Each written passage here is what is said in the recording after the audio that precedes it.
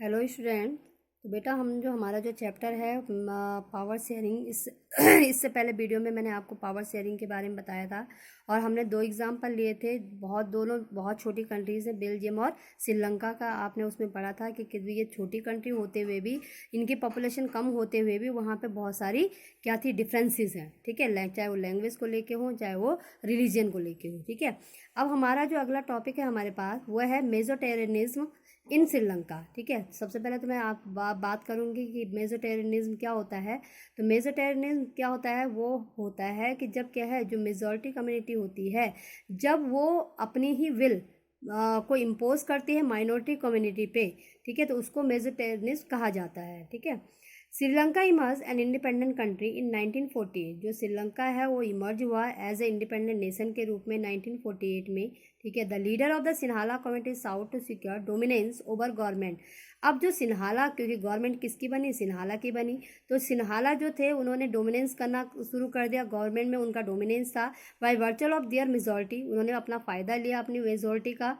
As a result the democratically elected government adopted a series of majoritarian measure. अब जो elected government थी उसने बहुत सारे सीरीज ऑफ मेजोटेरियन जो मेजर्स थे उसको इस्टेब्लिश किया सिन्हाला सुपरमेसी को वहाँ पे चलाने के लिए। ठीक है, in 1956 an act was pass to recognise Sinhala. और 1956 में सबसे पहला जो मेजर उनका था वो ये था कि सिन्हाला जो गवर्नमेंट थी उन्होंने 1956 में एक एक्ट पास किया जिसमें सिन्हाला लैंग्वेज को ऑफिशियल लैंग्वेज का दर्जा दिया गया और किसको डिसरिगार्ड किया गया, तमिल लैंग्वेज को। ठीक है, the government follow preferential policies that favour Sinhala applicant. अब गवर्नमेंट ने भी वही चीज़ें अपनाई जो किसको फेवर कर सकती थी, सिन्हाला को, सिन्हाला एप्लीकेंट को फेवर कर सकती थी। जो सिन्हाला एप्लीकेंट थे उनको यूनिवर्सिटी पोजीशन में और गवर्नमेंट जॉब दिलवाई गई।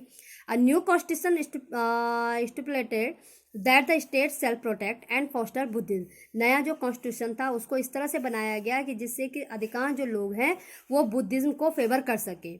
All these government measure coming one after the other. जो ये सारे जो गवर्नमेंट मेजर्स थे, जो गवर्नमेंट ने वहाँ पे पॉलिसीज़ बनाई, वो एक के बाद एक आने लगी। Gradually increase the feeling of alienation among the Sri Lankan Tamil. इससे क्या हुआ भाई, सिन्हाला को तो फेवर मिल रहा था, लेकिन इससे क्या हुआ, जो श्रीलंकन तमिल थे वो अपने आप को अलग मानने लगे। They felt that none of the major political party led by the Buddhist Sinhala. और उनको लगने लगा कि कोई भी ऐसी मेजर पॉलिटिकल पार्टी नहीं है जो लीड करने वाले हैं बुद्धिस्ट सिन्हाला, जो लीडर्स, जो पॉलिटिकल पार्टी जो लीड कर रही है उनके लिए कोई भी सेंसिटिव नहीं है, यानी कि तमिल्स के लिए कोई भी पॉलिटिकल पार्टी सेंसिटिव नहीं है। And government policy denied them equal political right. और गवर्नमेंट जो है उनको गवर्नमेंट उनको डिनाइड रख रही है इक्वल पॉलिटिकल राइट से, यानी कि जो सिन्हाला को पॉलिटिकल राइट दिए जा रहे हैं वो तमिल्स को पॉलिटिकल राइट नहीं दिए जा रहे थे। ठीक है, discriminated against them in A getting job. और नहीं उनको क्या, उनके साथ डिस्क्रिमिनेशन हो रहा है, जो जॉब उनको भी मिलनी चाहिए थी वो केवल सिन्हाला को दी जा रही थी। And other opportunities and ignore their interest. और जो अदर अपॉर्चुनिटीज थी वो भी उनको नहीं दी जा रही है और उनको इग्नोर, उनके जो इंटरेस्ट है उनसे उनको इग्नोर किया जा रहा था। ठीक है, as a result the relations,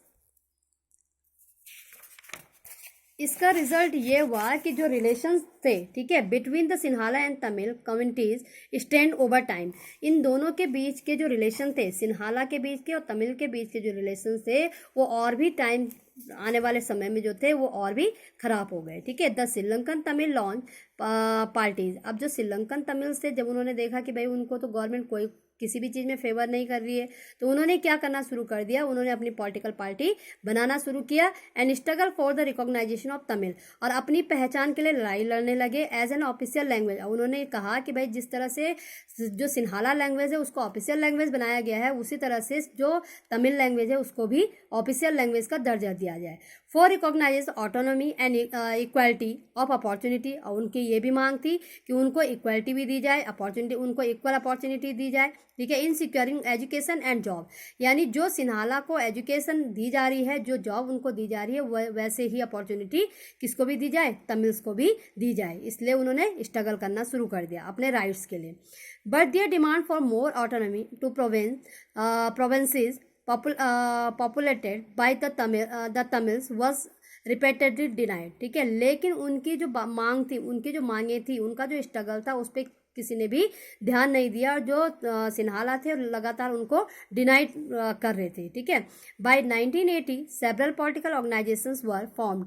अब 1980 में बहुत सारे जो पॉलिटिकल ऑर्गेनाइजेशंस थे वो फॉर्म्ड हुए, demanding an independent Tamil alum.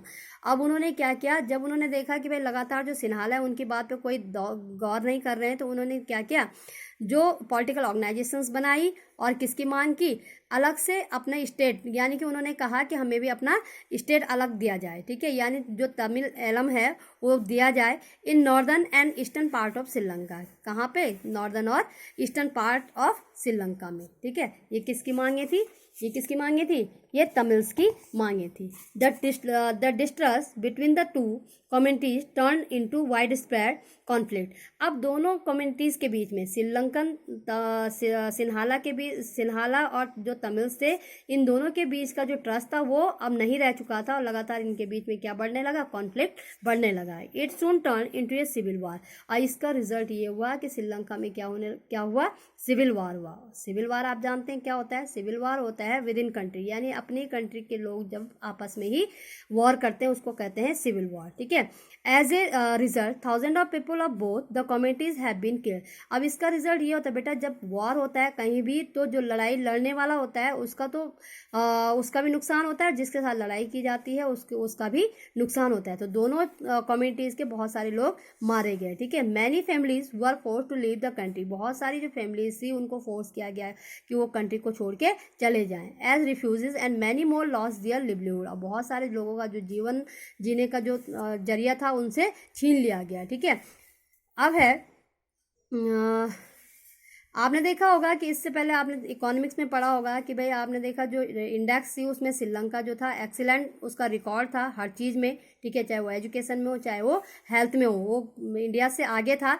But the civil war has cause a terrible setback to the social cultural and economic life of the country. लेकिन जब वहाँ पे श्रीलंका में जब क्या हुआ, सिविल वॉर हुआ, तो वो सारी चीज़ों को उसने रुइन कर दिया, ठीक है, चाहे वो सोशल लाइफ हो, चाहे वो कल्चरल हो, चाहे वो इकोनॉमिक लाइफ हो कंट्री की, ठीक है।